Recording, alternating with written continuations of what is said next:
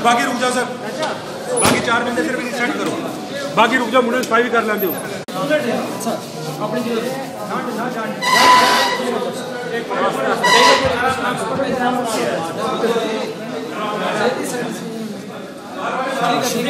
इसकी काट दिया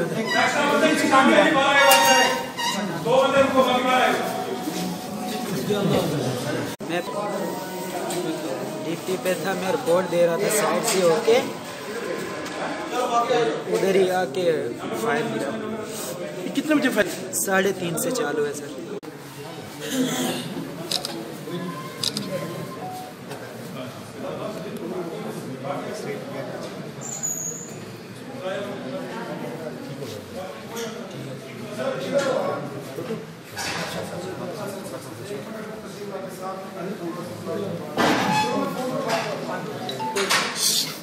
क्या करना भाई यार, अपने मोबाइल लग के देना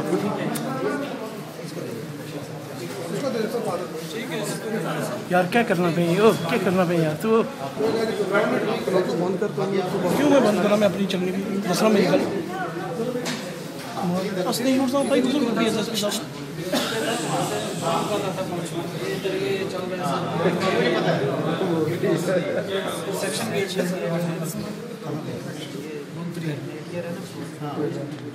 जी सर, इसका वहाँ से सर कोई 1 मिनट से 1 मिनट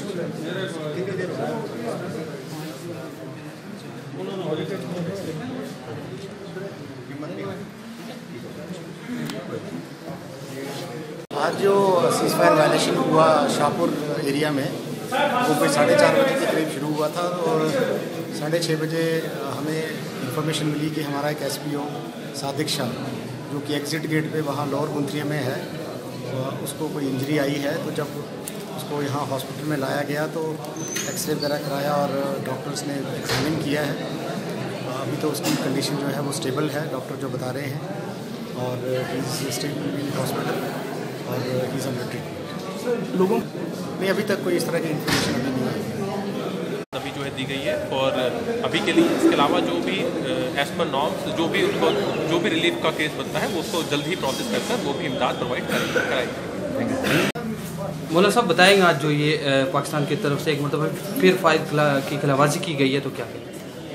आज शाम को लगभग 4 बजे के टाइम के करीब आज फिर दोबारा से ये शेलिंग शुरू हो गई, और बदनसीबी से वैसे भी एक डर और खौफ तो बना हुआ है बॉर्डर पर, लेकिन आज 4 बजे ये जो हमारा लड़का था और SPO था ये, और ये उसको एक बुलेट लगा है और काफ़ी इंजर्ड है, तो काफ़ी टाइम सईद शाह है और ये LOC पर ही रहता है, और ये ऑन ड्यूटी था जिस वक्त इसके साथ ये हादसा हुआ। और बदनसीबी की बात यह है कि इसको वहाँ से एक प्राइवेट गाड़ी पे लाया गया, एक छोटी गाड़ी पे लाया गया।